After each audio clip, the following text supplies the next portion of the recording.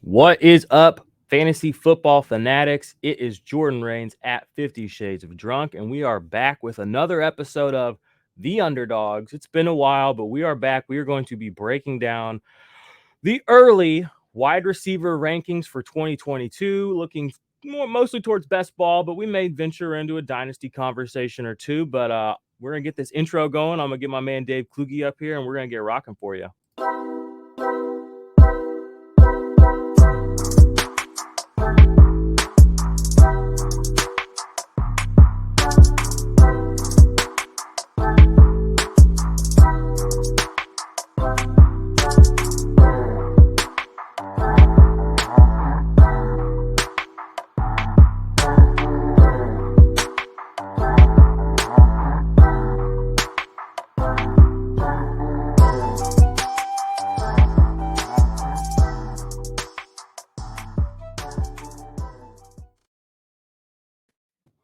What is up? I'm back and I'm joined with my man Dave Kluge. How you doing, Dave?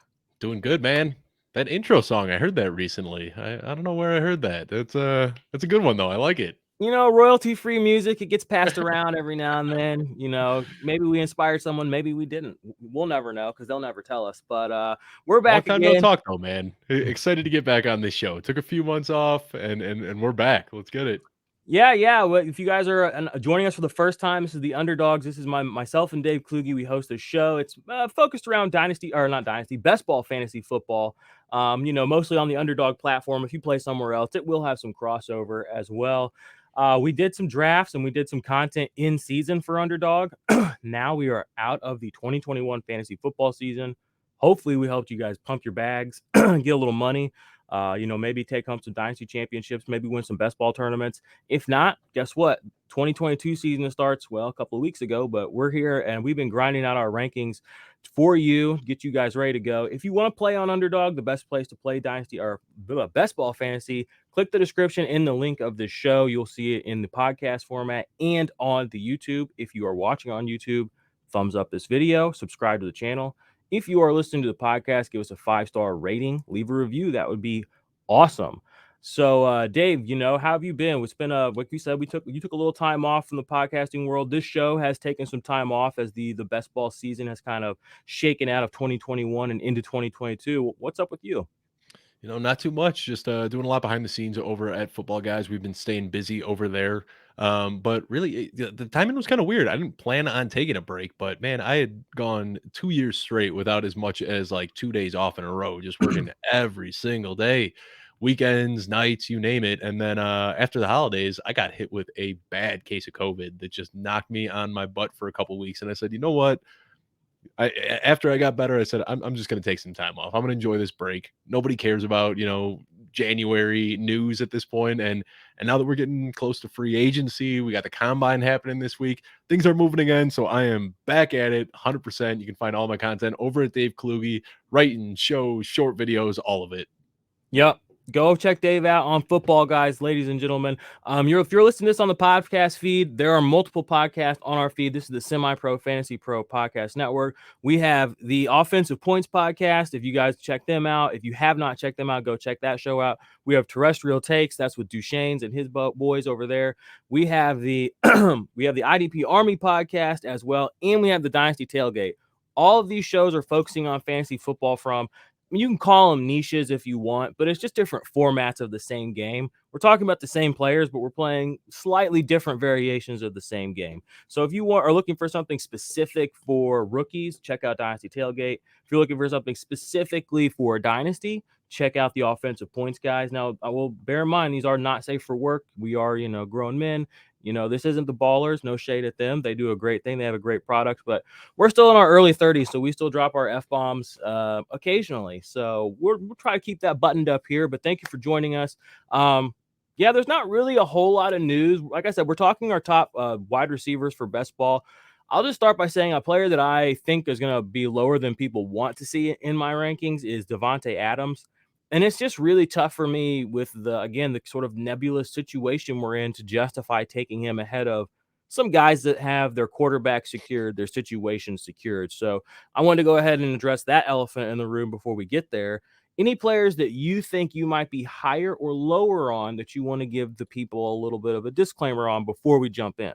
How about a deep dive? I mean, there's some guys that I'm like reaching for in rounds 3 and 4, but one guy that I cannot seem to get enough of, and he burned me so bad last year. But the good thing is now you don't have to draft him in the 3rd round; you can get him in the 15th round. Chris Carson, and I realize that there is a lot to be concerned about. I mean, the man's neck pretty much fell off of his body last year, but all signs are pointing to a successful surgery. Pete Carroll said that if he is healthy, which he expects him to be by the time camp rolls around, he said that he will still be the lead back. Obviously, they want to try to retain Rashad Penny, but there's no guarantees there. So either way, even if Rashad Penny is there, we're probably going to be looking at a 65-35 type split in favor of Chris Carson. If Rashad Penny gets the bag in free agency and becomes a starter somewhere else, then we're looking at Chris Carson like we used to when Rashad Penny was just always banged up and the man was putting up low end running back one numbers. So I understand there is a lot of concern with his injury, but right now getting drafted in the 15th round, I don't think that there's a guy in that range that has more upside than Chris Carson. Yeah, I love that pick, especially, if you're waiting on running back or you just take an anchor running back and you want to load up on a few guys with upside. Maybe you only get 3 or 4 games out of Carson if he does play, but 3 or 4 good Chris Carson games in best ball, I mean, those are probably going to be 18 plus point games. So I like that pick as a late round guy. I know Dave has an article with some undervalued guys on Football Guys. Go check that out. We'll try and get a video. Maybe next week we'll go over some of our targets that are a little undervalued, but we want to stick with the wide receivers. We live in a pass heavy league. The air raid, Cliff Kingsbury's coming in, Sean McVay spreading them out. We're going crazy up here. Okay. So let's just talk about it. All right. So we're going to start by looking at the underdog ADP. All right. So give me 1 sec to get that pulled up.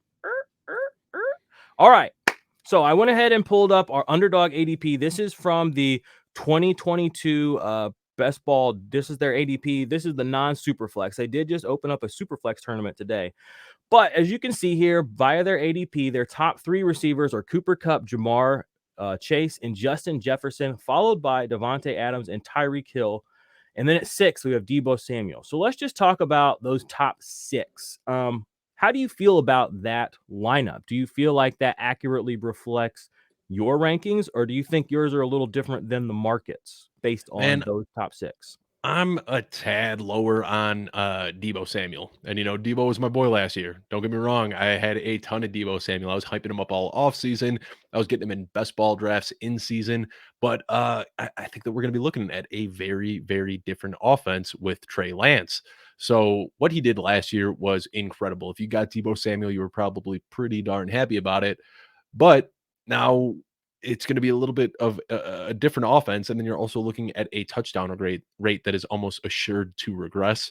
So it pains me to say, because as far as just like entertainment value, one of my favorite guys to watch. I don't know if there's a guy I like more than Deebo Samuel, but I just cannot pull the trigger at that first second round turn price tag. That's just a little bit too rich for me.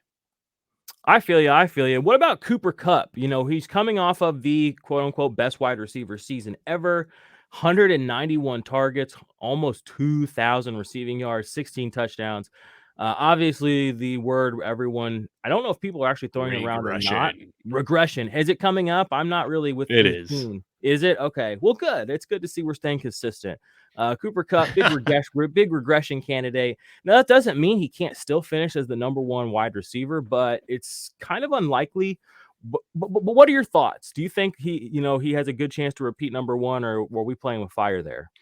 I mean, when does anybody ever really repeat number one? We see this all the time. It's like whoever finishes the wide receiver one the year before gets drafted as the wide receiver one the next year. Devontae Adams, Michael Thomas, we see this year over year.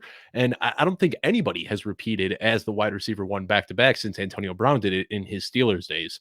So is Cooper Kupp going to finish as the overall wide receiver one? Probably not. Should you be drafting anybody ahead of Cooper Kupp?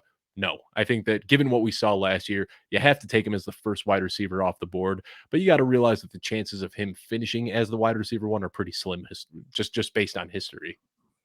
Nice, nice. I'm gonna go ahead and pull up my rankings now so that we can look at those versus this ADP. Um, Show and in enough. my rankings, I've got it a little Oh, bit different. Say it again. I just said, "Oh, I think your homerism might be showing a little bit there, Jordan." Hey now, whoa. That is true, but Tyreek Hill's a beast, okay? Like let's just look at what Tyreek Hill did last year. It was a quiet 1,200 yards and 9 touchdowns on 159 targets. What that Ooh. tells me is that he left quite a bit on the table. Patrick Mahomes was not a world beater this year. It didn't feel like anyway.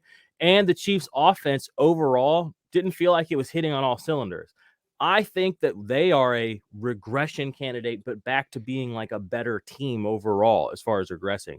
I think a world where Tyreek Hill has 9 touchdowns, I don't think that world is going to exist again for another year or two. I think you can lock him in for double-digit touchdowns. We know the big plays weren't there this either for Tyreek Hill. That doesn't mean I don't think the big plays can't come. So I'm still in on Tyreek Hill, only 28 years old. Same, he's actually a year younger than Cooper Kupp. Mhm. And he can win in similar ways. He isn't used like that. He wasn't targeted as heavily, but we know he's got the talent and the skill. I've got Jamar Chase at 2 and then Cooper Kupp at 3. You will notice I do have my rankings tiered. Speaking of which, if you guys want to sign up for the Patreon, the $5 tier Patreon, that's the underdog tier. You can get my tiered IDP or not IDP, my tiered best ball rankings. I got all positions, wide receivers, running backs, quarterbacks, and tight ends, but I have these all tiered out. And really, I don't have a problem with any of the top 5 players being your first wide receiver. I can see anybody making a case for Tyreek, Chase, Kupp, Justin Jefferson, and Stephon Diggs. All of Stefon them. Diggs. Even Diggs, again, he had a pedestrian, what was it, 1,400 yards? Mhm. I mean, or what was it? I think it was a 1,200 little less yards. than that, yeah. Just a quiet 1,200 yards, but I mean, that's his third. This is 4th season in a row going over 1,000 yards. He had 164 targets, only two fewer from the previous season. Again, I think we can see him regressing towards a little bit more yardage wise. I don't think Josh Allen regressed any. He was still good.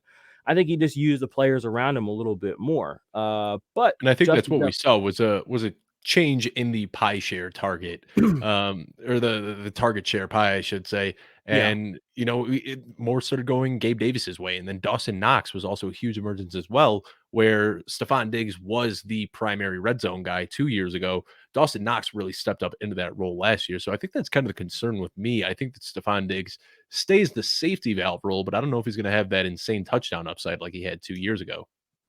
that's fair. That's fair. And I, there is something to be said about if you're trying to stack or whatever. But the reason I have all these guys in the same tier, just to wrap up this tier of guys, is because of the consistency. Tyreek Hill is going to get thrown to by Mhm. Patrick Mahomes. Jamar Chase is going to get thrown to by Joe Burrow. Cooper Kupp is going to be thrown to by Matthew Stafford. Justin Jefferson is going to be thrown to by Kirk Cousins. And Stephon Diggs will be thrown to again this year by Josh Allen. Unless a terrible travesty happens, that's what's going to be the case.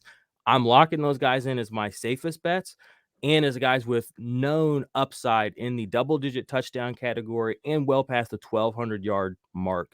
Plus, almost all of them I feel are a lock for 130 plus targets, and some of them could push up well past 150. So, and like I said early on, Devontae Adams right outside of that group, just because again, there's that inconsistency factor. We don't know exactly But we got what's to say, going to happen. if Aaron Rodgers and Devontae Adams either return to Green Bay, sign with, Denver, whatever it may be, if we've still got that Aaron Rodgers Adams connection, you're bumping that guy into tier one pretty easily, right? Oh yeah, yeah, and Right. that's the thing, that's the thing about rankings. Be sure you subscribe to the channel. Check back in. We'll probably do another ranking show on wide receivers. We'll do at least one more before the season starts. I promise. There may be 2 more, and if there are big shifts and big moves and individual player pieces, we will do that. But yeah, I'm just fading Devontae Adams at the moment because I can get guys that where I know what I'm getting. If you look here at the ADP, it looks like they pretty well agree with me, except for they do have Adams ahead of Tyreek Hill. And looks like where do they have? That's it. 1, 2, 3, 4, 5. Yeah, Stephon Diggs is down just a little bit lower. Deebo Samuel, you know, I I feel like I'm fading him because I have him in my rankings a little bit lower than here, but he only had 121 targets this last year. Yeah, Right. he did a lot with after the catch, and I know I'm not knocking anything on that. He did have 59 attempts. I just have a hard time seeing him get 59 attempts again. 121 targets seems reasonable, but 1,400 yards seems extremely efficient for that. What are your You know, thoughts on Debo? You said early on that you yeah. were kind of fading him. different position, but it kind of reminds me of Aaron Jones, where Aaron Jones was just like consistently a discount. And then eventually he got pushed up into the top half of the first round. And then suddenly he wasn't living up to his ADP anymore. And I feel like that's where we are with Debo. He was a great discount last year. When he was healthy 2 years ago, he was phenomenal. As a rookie, he had a great season.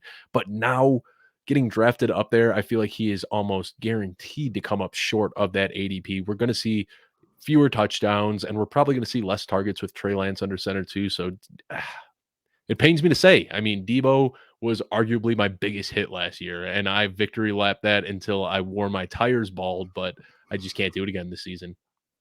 Shout out to Scott Reiner here. He's at Munder Difflin FF on fantasy. He put together a really nice thread with a lot of good information on the wide receivers.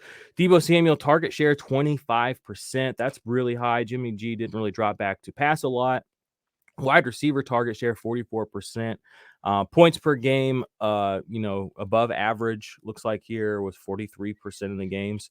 I mean, The Debo the other Samuel. the other thing with Debo Samuel too is early in the season, he was getting used as a receiver. And for whatever reason, I mean, we still don't know what it was with Brandon Ayuk. If it was, maybe he made a pass at Kyle Shanahan's wife, or I don't know what it was, but for whatever Dude, reason, Brandon Ayuk was in the doghouse, and that's when Debo was the primary receiver.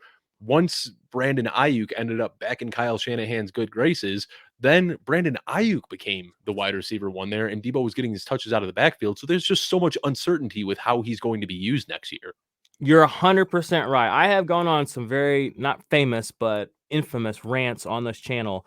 Some of my more infamous ones were I've been off of Kyler Murray for about a year, and I've gotten my ass ripped on this channel in the comments for that. But I love to see people coming around to the fact that he is kind of a little bitch. Sorry, I'm just gonna say it. That is what it is, and I'm glad to see people that. Another thing I've come around, I've been on for a long time, is Kyle Shanahan. It doesn't make sense. Debo Samuel could come out next year and be the guy in the doghouse. And it could be Ayuk getting 25% target share. Trey You know what Sermon I could be a mean? top 5 back next year. Or it could be Kittle. You know, Right. he does this thing where he really he hones in on players and he uses them like crazy. That's why George Kittle pops up and has these insane games where he gets like 17 targets, and then he'll have games where he gets 2.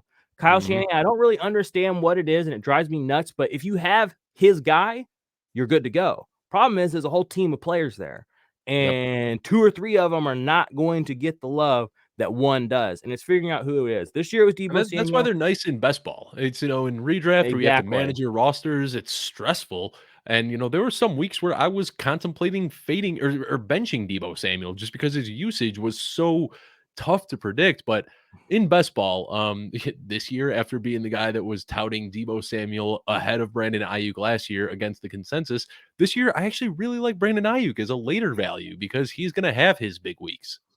Nice, nice. Yeah, I'm a big late round IU guy as well. You'll see my rankings still in tier 1, although I really need to make this like tier 1B. I've got Adams, Debo Samuel, AJ Brown, T Higgins, and DJ Moore. DJ Moore I have quite a bit higher than the ADP has him. And I'm not ashamed of that. I think DJ Moore is a little bit underrated, undervalued, again because of the level of consistency that he can bring. I'm going to pull up another tweet here real quick for us to look at. Here's one from Curtis Patrick. He said only 3 players have posted 1,100 plus receiving yards each of the past 3 seasons. Stephon Diggs, tier 1A wide receiver for me. Travis Kelce, and then little line, and DJ Moore. Again, he's getting 6 touchdowns a season, and that's what's really killing DJ Moore. But if he can, variance, regression based on his targets, he should probably be getting 8 to, 7, 8, 9, 10 isn't out of the realm of possibility for a guy that's pretty much a lock for 1,100 yards. Some people will tell me he's a little too high here, but for me, he is the very end of tier 1 for me, tier 1B. And I'm very bullish. Not even 25 years old yet.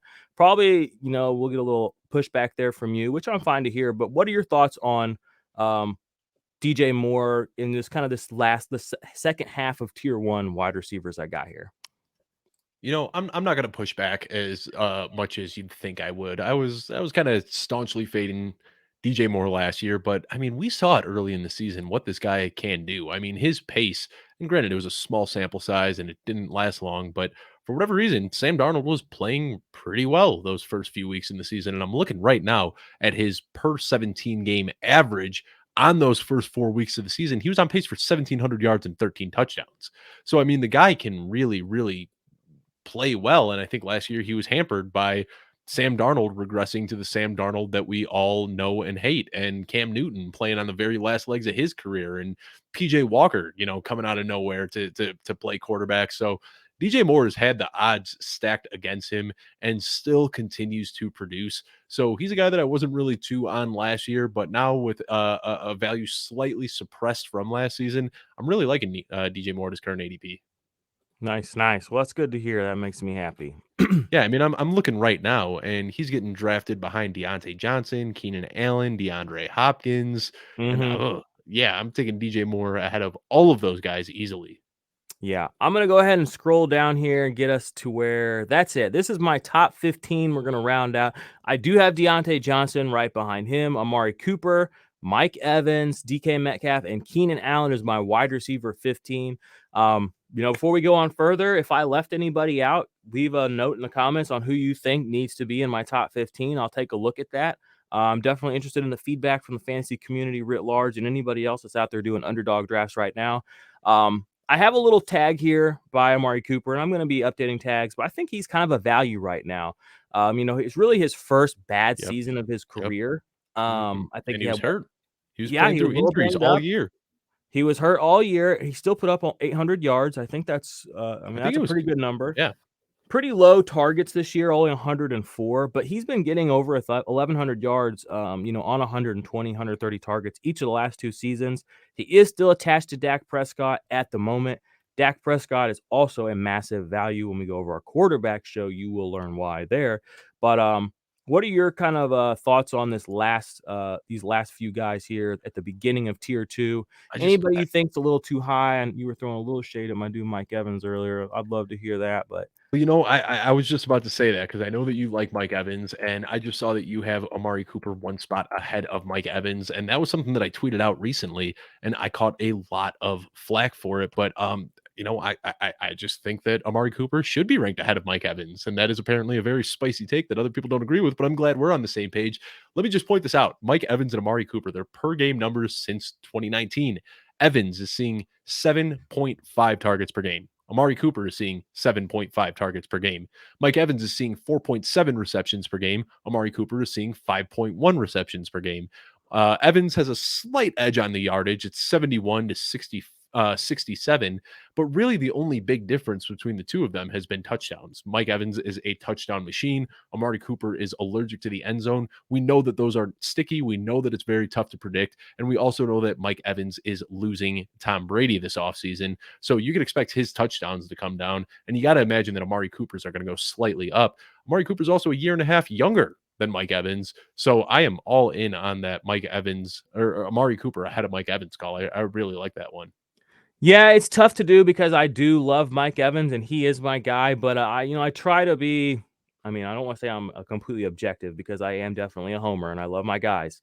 But Cooper just gets more targets and it has been that way the last few seasons. Mike Evans started his career getting some big targets with Winston. He had in 2015 148, in 2016 173, but since then he's only had 136, 138, and in the last 3 years he hasn't even broken 120. So that the like you said, the yards per target and the yards per reception are still very high, and the touchdown equity never really seems to go anywhere. I think it's a little understated though that Chris Godwin has been a major component of each of the last 3 seasons, and Mike Mhm. Evans has still been able to cement himself as a top 18 wide receiver each of the last 3 seasons. Has still been able to manage to get 1,100 receiving yards, 1,000 receiving yards, and 1,000 receiving yards. And he has managed to stay very fantasy relevant. And he's going to be friendly to whatever quarterback shows up there. Chris Godwin, I don't really know what his situation is. He tore his ACL late in the season. He will be probably right around coming back time when the season comes, but he's going to be fresh off that injury, fresh out of rehab. And he's a So free agent, so we don't even know where he's playing. exactly. So there is something to be said here for a sneaky Mike Evans. I don't even want to call it a bounce back because that feels gross, but there's a lot of sneaky upside with Mike Evans because I feel like people have kind of settled into Mike Evans is a 110 target, 1,000 yard receiver. You Yep. just go back, 1 year before that sentiment rolled in. Mike Evans was 140 target, 1,500 yard receiver. So he has a big range of outcomes, and most of them are just going up, if that makes sense. Let me So throw one by you because I'm looking at the rankings right now, and we're getting a little bit lower down the list. But since we talked about Chris Godwin, I see these two guys side by side in ADP right now. Who do you prefer, Chris Godwin or Michael Thomas? Tons of question marks surrounding both of them. Are you taking either of these guys, or are you just looking a little bit further down the board at Pittman, Michael Williams, Marquise Brown, and some of those guys? all right, well, I'm just going to give people, if you're watching on the YouTube, you're getting a little peek behind the index here. I have both of them in tier 3 right now. Michael Thomas or Chris Godwin is my number 1 player in tier 3, as you can Love see it. here. And then in that same tier down just a little bit, you'll see my man. Where Yep, is he I at? saw him Where is he? I don't see him now. right There there. he is, Michael Below. Thomas. I don't really like Michael Thomas, but I'm trying to remain as positive as possible. I've got him sandwiched between Chase Claypool, Rashad Bateman. I've got him in the same tier with guys like Juju, Adam Thielen. He has a lot of upside, but there's a lot of downside with Michael Thomas too. At 29 years old, he no longer has Drew Brees, the most. I'm not even going to get into my Drew Brees hate. Drew Brees made Michael Thomas special. I don't think Michael Thomas is special. So he's a tier 3 wide receiver for me. I still have Chris Godwin ahead of him. I would still draft Chris Godwin ahead of him, even injured. Like it. Boom. So there's a little sneak peek for other people into the rankings. Let's go ahead and we'll go over here back to the ADP. Let's see. So we have Chris Godwin's just a little bit further down here. Michael Thomas, yeah, they're back to back actually in ADP. That's interesting. 53 and 55. That would make them what? Back of the 4th round guys? Hmm. That's a little high for me for Michael Thomas. I mean, even in tier 3, like let's look here. I've got guys like Gabe Davis in tier 3, Darnell Mooney in tier 3. Their ADP is, well, Gabe Davis isn't too far off. He's about 6. What is he at? He's at 63. He's actually climbing higher than I thought. Adam Thielen. I have Adam Thielen higher than Michael Thomas, and he's lower. So that's a good thing about looking at tiers too. And I really encourage anybody, if you don't do your rankings or look at things through the tiered point of view, to start doing that, because you can really start identifying values. So Europe. All right. Well, that's top 15 wide receivers for me, for us, to you. You guys should do drafts with us on Underdog. All you got to do is sign up, use the link in the description. We will be back again soon. Dave, I don't want to say like any final thoughts, any other pieces of fantasy news, maybe non-wide receiver stuff we could talk about before we say bye to the people? No, man, all my mind has been on today is combine stuff, and I'm kind of mush brained from just reading numbers and watching guys sprint around in their spandex. So no, not too much more to add outside of that. Yeah, I turned on my TV literally as Traylon Burks was bending down to run his 40, so I felt very blessed Oh, to catch that. He ran, I thought, 4.55 for a guy that's like a monster. It looked DK Metcalf-esque. DK Metcalf obviously more explosive, but you know, he also came in like 25 pounds less than people expected. So, I mean, don't get me wrong. I still like Traylon Burks, and I see a lot of people already making the DeAndre Hopkins comps, that DeAndre Hopkins had a terrible combine, but he came in shorter, lighter, and slower than expected. So, as somebody who is in the midst of a slow dynasty startup draft right now, I just took Traylon Burks in the 4th round, and this combine's got me sweating. well, you can sell that. You can sell that fire. Somebody out there in the Devy community's got him as their wide receiver 1. You better believe that. All right, well, do us a favor, subscribe to the channel and the podcast if you have not already. Thumbs up this video and do a draft with us. The link is in the description of the podcast and in the description of this video. If you're listening on the podcast feed, check out our other great shows: Terrestrial Takes, the IDP Army podcast, Offensive Points, and the Dynasty Tailgate. This is the Underdogs from me, Jordan Rain, signing off. Dave Kluge, any final words? Nope. Thanks for having me, Jordan. See you guys next week. All right, later, Underdogs.